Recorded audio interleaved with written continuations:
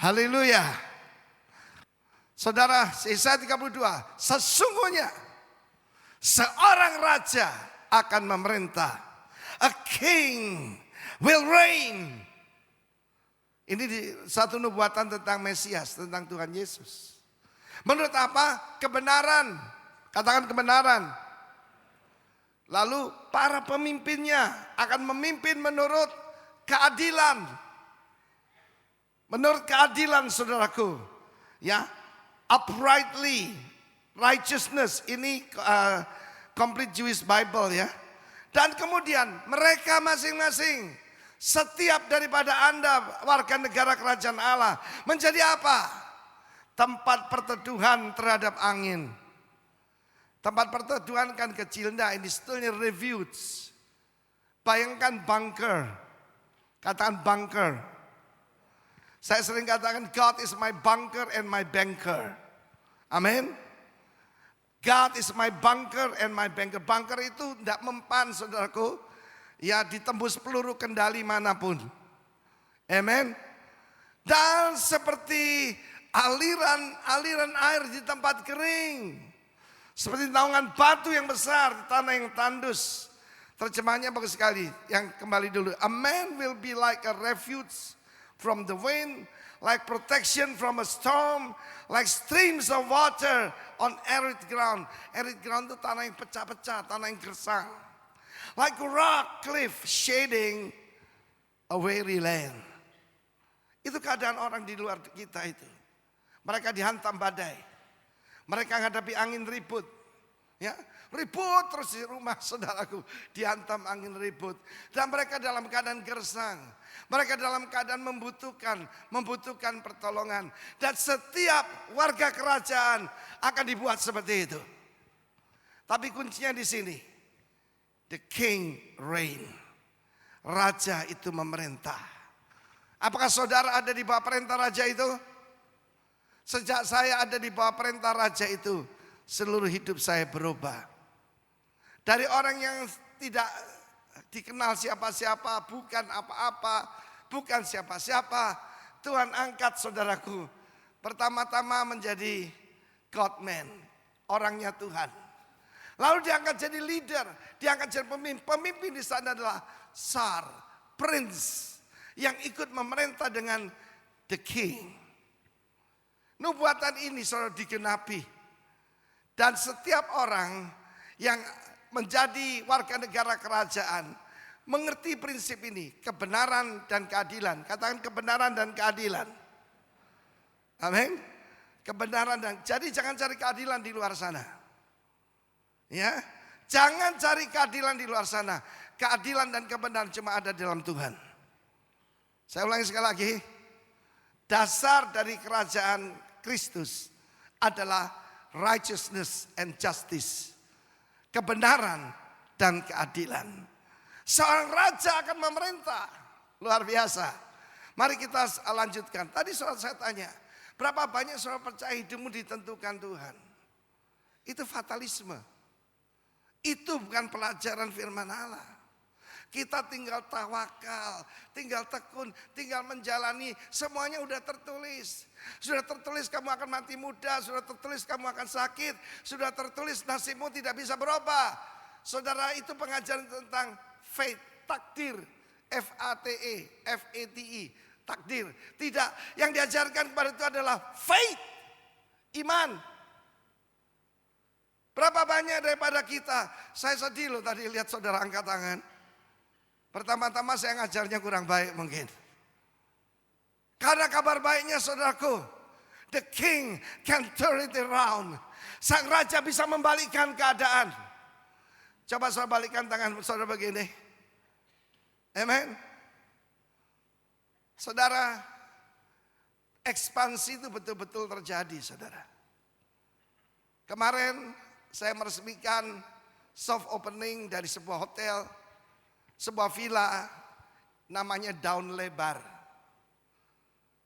Pak Wayan dan Ibu Ingrid adalah pasangan yang cinta Tuhan. Tapi mereka pegawai orang saudara. Mereka kerja di kontrak hotel. Tetapi mereka mendengar firman Tuhan satu hari apa yang saya sampaikan. bahwa Tuhan bisa membalikkan keadaan. Tuhan bisa memberkati. Kerajaan Allah adalah kerajaan yang berlimpah. Kerajaan Allah bukan kerajaan berkekurangan. Kerajaan Allah adalah kerajaan yang terang.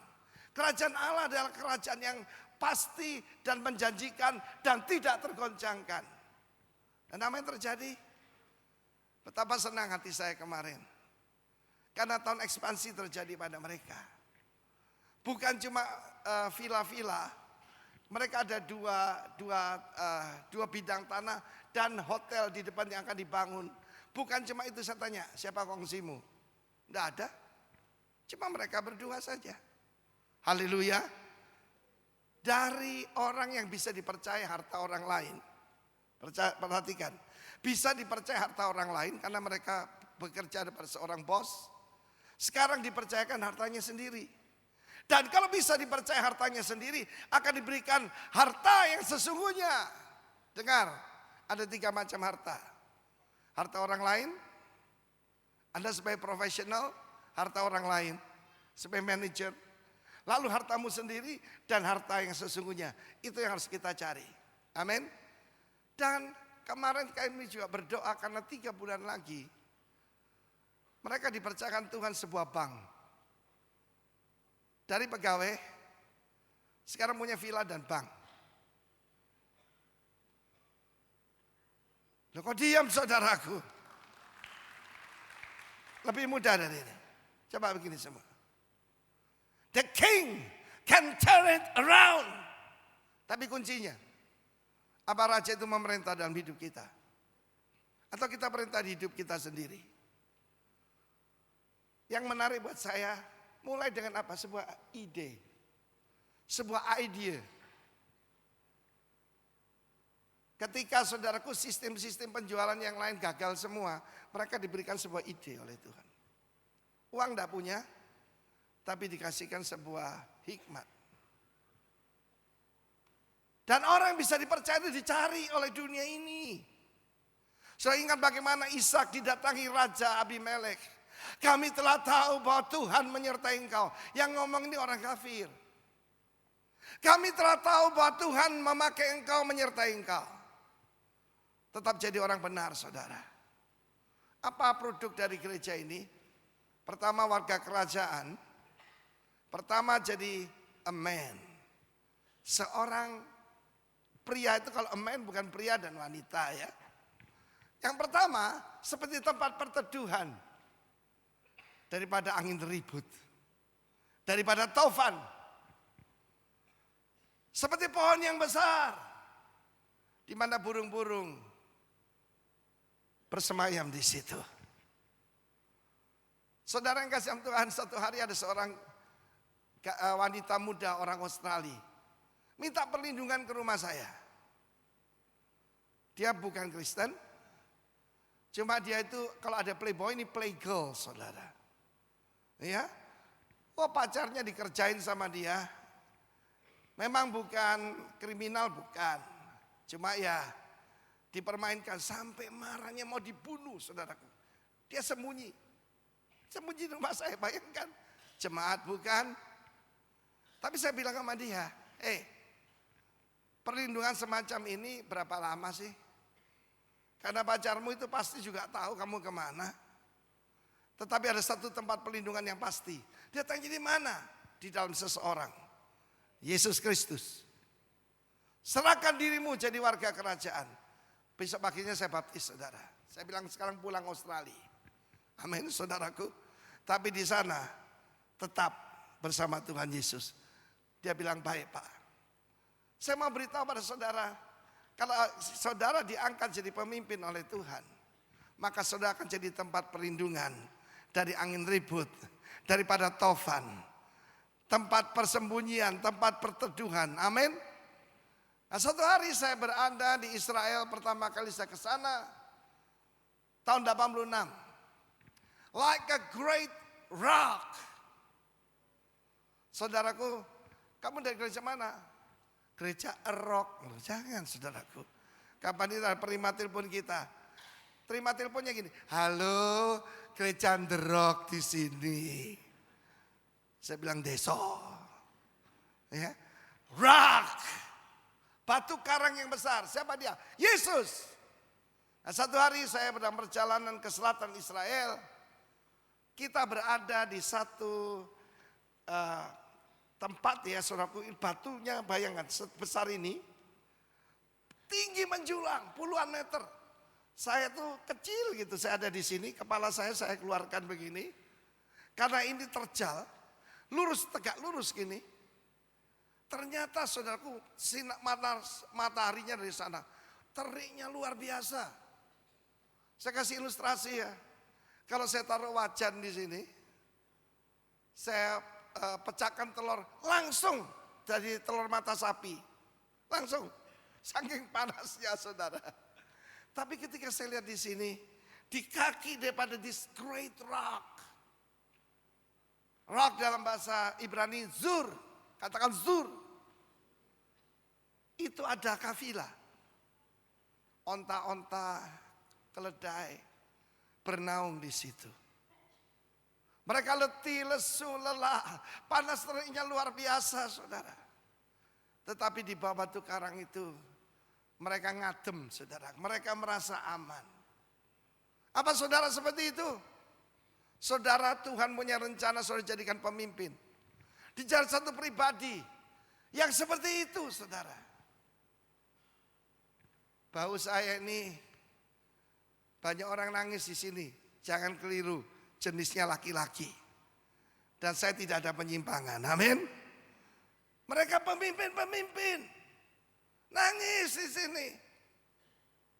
Pak, Bapak ngerti saya kan? Ngerti. Sebagai tempat perlindungan. Sebagai tempat perteduhan. Sebagai tempat berlindung. Kenapa? Seorang raja memerintah.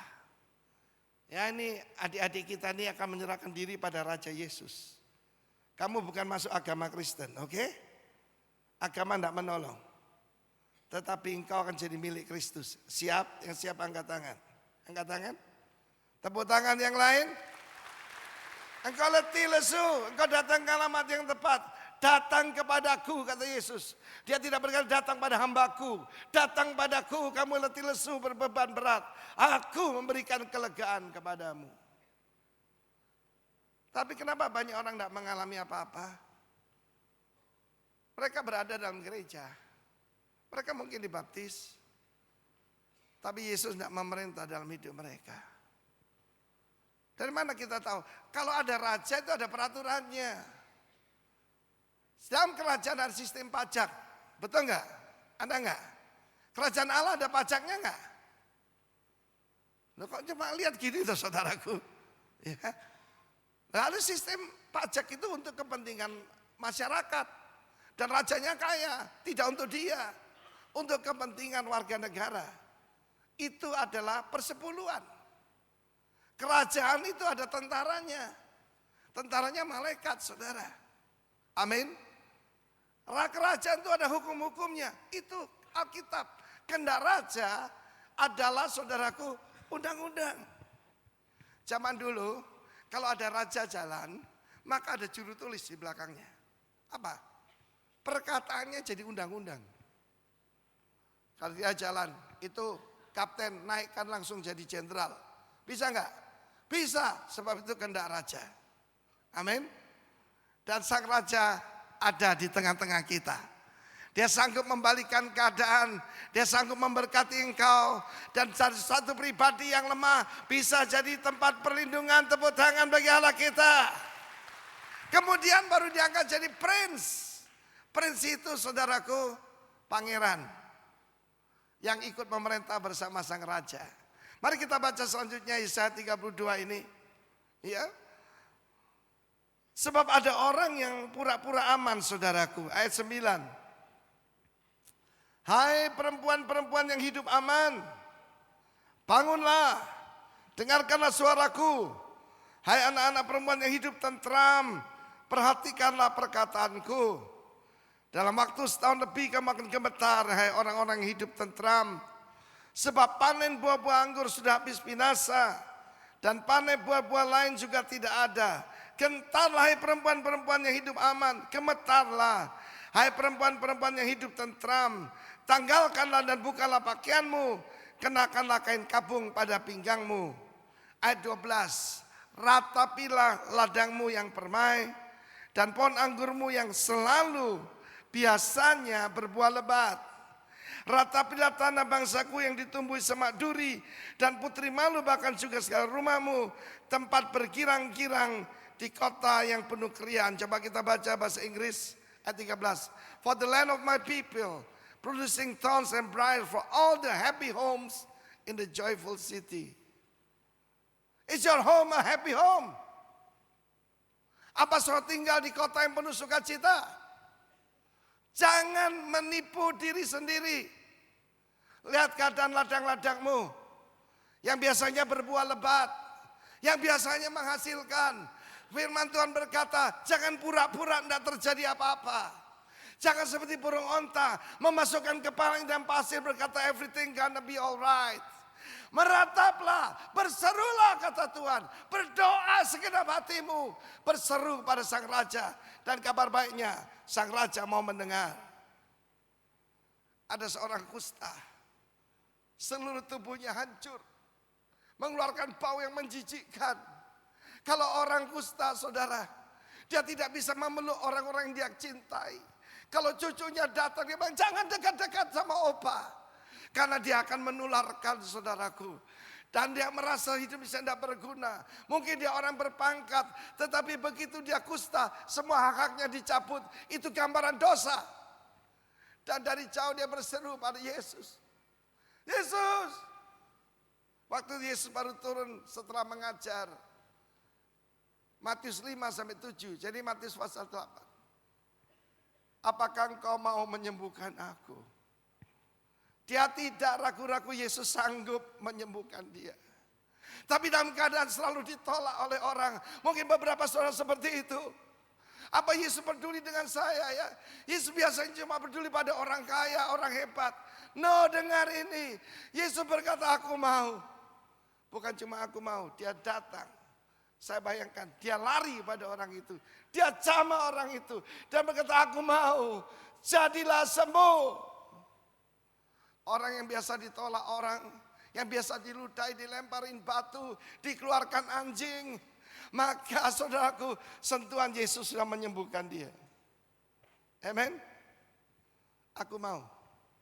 Jadi mari sesuai firman Tuhan. Hei perempuan yang hidup aman. Yang mengatakan everything is alright. Apa kabar? Oh luar biasa. Padahal di rumahmu gak ada makanan. Jangan tipu diri sendiri. Saya berikan kabar baik buat saudara. Seorang raja memerintah. Seorang raja memerintah. Berseru kepada dia. Ada orang berkata, Pak Arifin, kenapa ada yang ditolong Tuhan, ada yang tidak? Nah, mereka Yesus hanya menyembuhkan orang yang minta tolong padanya. Amin. Satu hari saudaraku di sebuah barbershop. Ini barbernya ini tidak percaya Tuhan. Yang dipotong rambutnya ini anak Tuhan sambil dicukur, saudara ya. Zaman dulu kan pakai begitu, sekarang muncul di mana-mana barbershop. Sekarang banyak orang piara brewok begitu. Apa buktinya Tuhan itu ada? Apa Tuhan itu ada? Kalau Tuhan ada, kenapa banyak orang yang hidupnya masih tidak karu-karuan? Tuhan itu tidak ada. Kebetulan ada pengemis gembel yang tidak mandi, yang bau, yang gondrong, yang sudah tidak karu-karuan, ada di luar dari barbershop tadi. Dia bilang kepada tukang potong rambut ini, coba lihat, kamu kan barber hebat kan? Oh saya paling hebat di kota ini. Coba lihat itu. Ada orang bau kotor di luar sana. Kalau kamu hebat kenapa dia setir? Oh salahnya, dia tidak datang pada saya. Kalau dia datang pada saya akan persilakan dia mandi. Bahkan saya akan berikan cukur gratis. Saya berikan potongan rambut yang paling bagus. Oh gitu? Demikian juga Tuhan. Tuhan hanya menolong orang yang berseru kepadanya. Orang yang berharap padanya. Siapa berharap pada Yesus pagi hari ini? Angkat tanganmu, berikan tepuk tangan bagi dia. Apakah orang beragama itu bertuhan? Dalam perjalanan saya, saudaraku dari Jakarta kemari, saya bertemu dengan seorang saudara yang dari mayoritas ya, dari Fokus. Dia berkata, saya setuju Pak Ahok itu. Apa yang Anda setuju? Orang beragama belum tentu bertuhan. Orang beragama belum tentu bertuhan. Saudara, ada seseorang di negara yang mayoritas mengaku percaya Yesus. KTP-nya juga disebut agama yang percaya Yesus.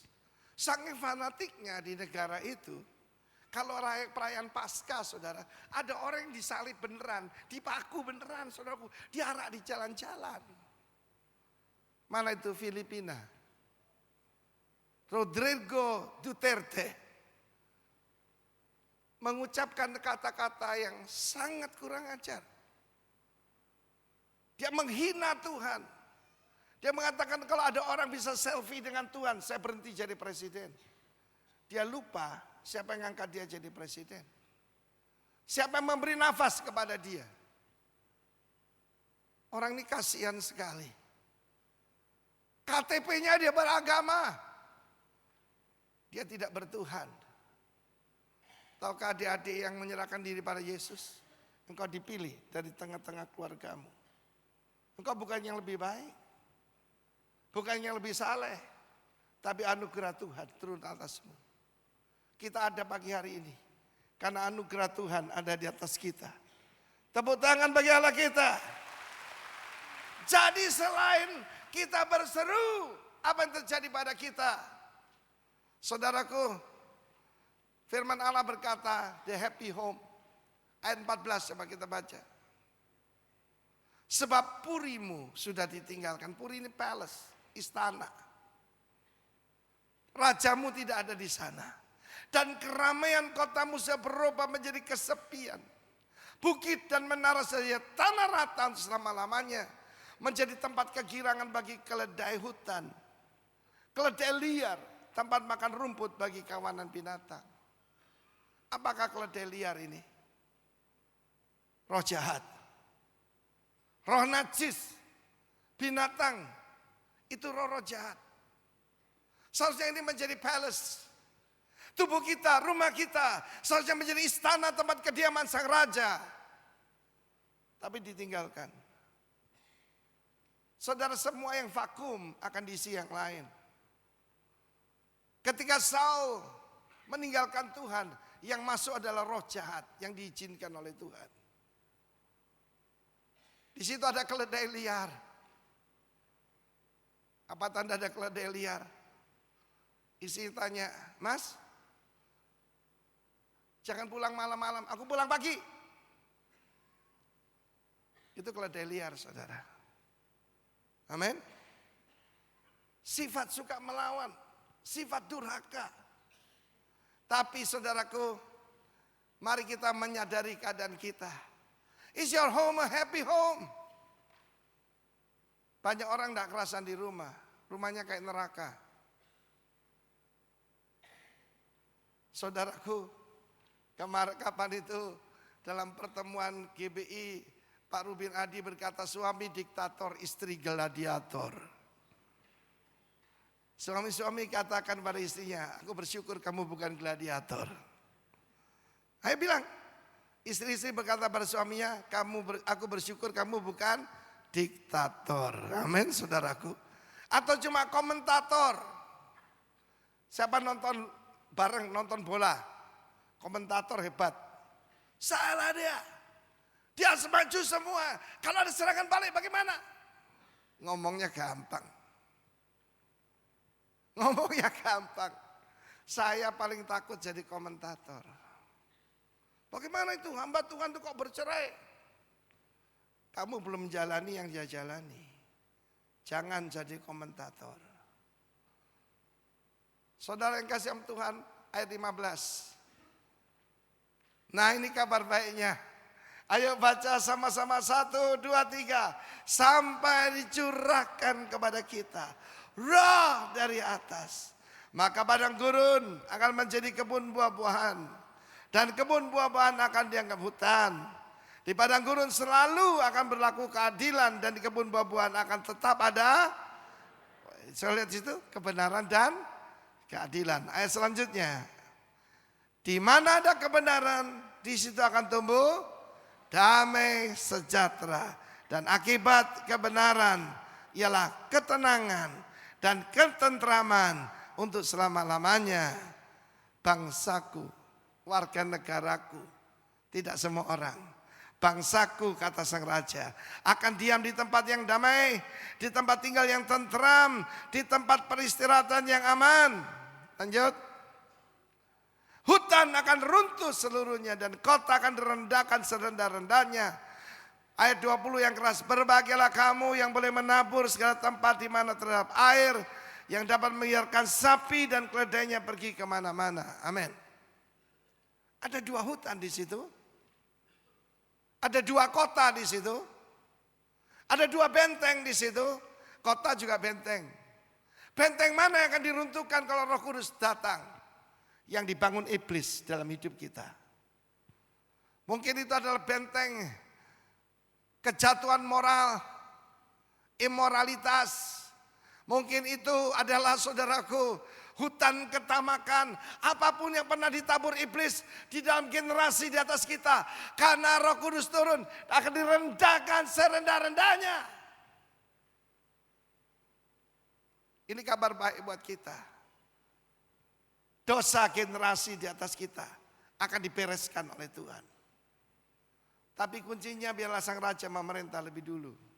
Dan biarlah tujuan hidup saudara menjadi pemimpin. Karena itulah kita adakan Kingdom Leadership Conference. Baru-baru ini saya bicara di Empower 21. Tuhan pakai Pak Niko luar biasa. Tapi temanya tentang Pentakosta. Pencurahan Roh Kudus. Kita lebih sempit goalnya, yaitu Kingdom Mandate. Bicara soal kerajaan. Karena tidak banyak orang bicara soal ini. Kebanyakan bicara tentang keselamatan, pemulihan. Tetapi kuncinya ada dalam ayat pertama. A king will reign in righteousness. Seorang raja akan memimpin di dalam kebenaran. Dan para pemimpin akan memimpin dalam keadilan. Itu sistem kerajaan. Kemudian saudara, sadari keadaanmu. Ketika rumahmu bukan happy home. Ketika komunitas kita bukan city of joy.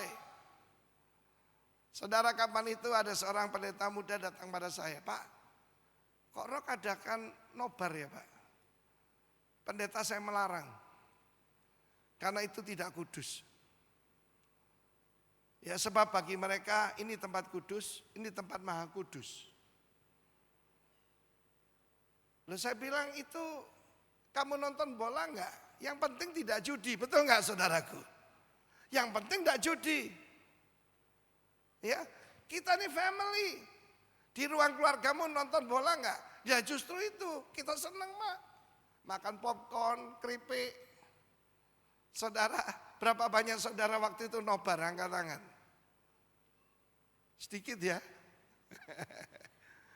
Senang enggak? Senang ya? Iya senang saudara. Sponsor datang dari mana-mana.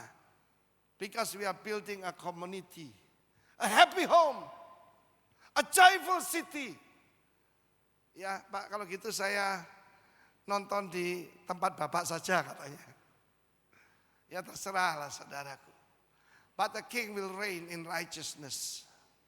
Hutan akan direndahkan serendah-rendahnya. Padang gurun akan jadi kebun buah-buahan, padang belantara akan menjadi tempat bergirang-girang, tempat bersorak-sorai. Di mana kuncinya saudaraku? Yesaya pasal 4. Tolong saya tampilkan Yesaya pasal 4. Apabila Tuhan telah membersihkan kekotoran putri Sion dan menghapuskan segala noda dari Yerusalem, dari tengah-tengahnya dengan roh yang mengadili dan membakar. Roh Kudus adalah roh yang mengadili dan membakar segala kekotoran.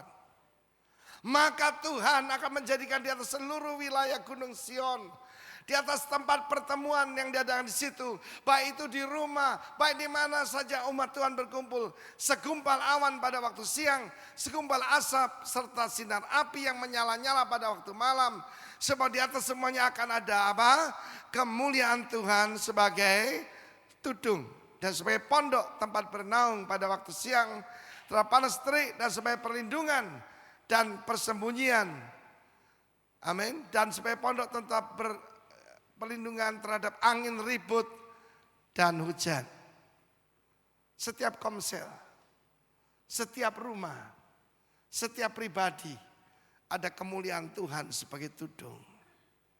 Dan itu yang membuat tenang, tentram saudaraku. Akibat kebenaran adalah ketenangan. Ada seorang pengusaha, dulu pengusaha kayu.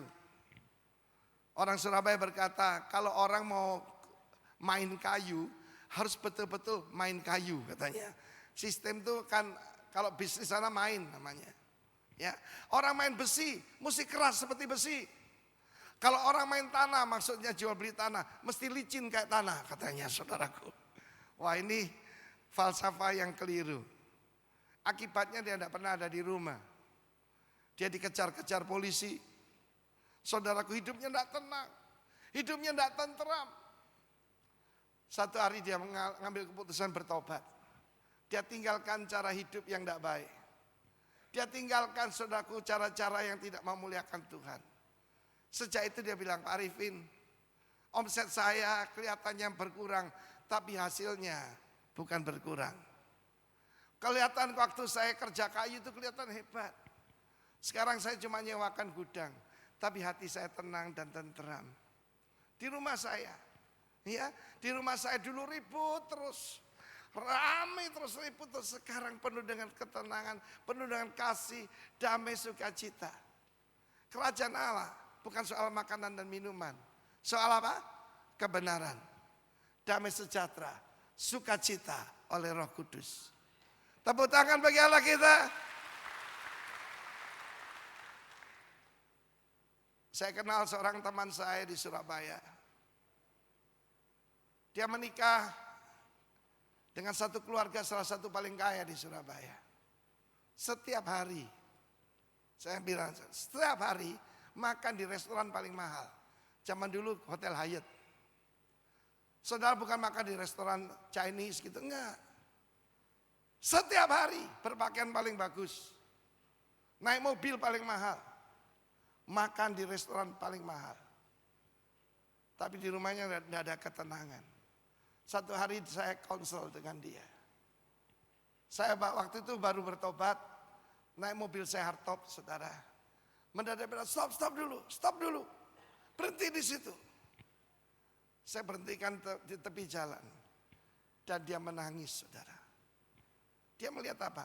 Tukang tambal ban. Tukang tambal ban itu pakai singlet yang lusuh, robek-robek. Saudaraku sambil nambal ban, anaknya ngerangkul dari belakang. Bapak. Dan sementara dia nambal ban, istrinya menyuapin dia. Teman saya ini nangis sejadi-jadinya. Dia bilang, aku berpakaian paling bagus. Aku makan di tempat paling mahal. Tapi tukang tambal ban itu lebih bahagia dari saya. Sebab di mana ada kebenaran, baru ada ketenangan. Baru ada ketentraman. Hutan akan diruntuhkan serendah-rendahnya. Hutan yang ditanam oleh nenek moyang kita. Roh yang mengadili dan membakar. Di dalam hidup saya ada hutan-hutan dan benteng-benteng semacam itu. Dari pihak papa saya ada benteng-benteng imoralitas. Dari ibu saya hutan kemiskinan, saudara. Tidak tahu kenapa. Semua keluarga dari pihak ibu saya yang laki-laki, yang belum kenal Tuhan Yesus, itu semua jadi orang gagal dan pecundang. Dan sebaliknya juga dari keluarga papa saya yang belum dalam Tuhan, ngaco hidupnya. Tetapi ketika Roh Kudus itu datang, mengadili dan membakar, hutan direndahkan. Dan lihatlah apa yang Tuhan kerjakan dalam hidup saya. Saya diberkati rohani, jasmani, keuangan. Begitu banyak teman-teman. Dan saudaraku, dalam perjalanan ke Amerika ini, saya tidak mengeluarkan biaya 1 rupiah pun. Ada seorang saudara menyediakan, Pak, Bapak jangan naik kelas ekonomi, dibelikan kelas bisnis, kelas Singapore Airlines. Saudaraku, saya tinggal menikmati saja. Karena ketika roh itu datang, rumahku yang runtuh dibangun kembali. Dan keledai liar yang dulu dalam saya diganti dengan roh Allah. Tepuk tangan bagi Allah kita. My house is a happy home. Sungguh saudaraku ajaib sekali. Sangat ajaib. Dan saya berdoa setiap daripada Anda juga bisa mengalaminya. Tuhan memberkati kita semua, amin. Pertama, berseru pada Tuhan. Jadi pertama sang raja harus memerintah. Kemudian berseru pada Tuhan dan minta Roh Kudus turun dalam hidupmu, dalam keluargamu, dan kemuliaan Tuhan akan datang sebagai tudung. Tuhan memberkati.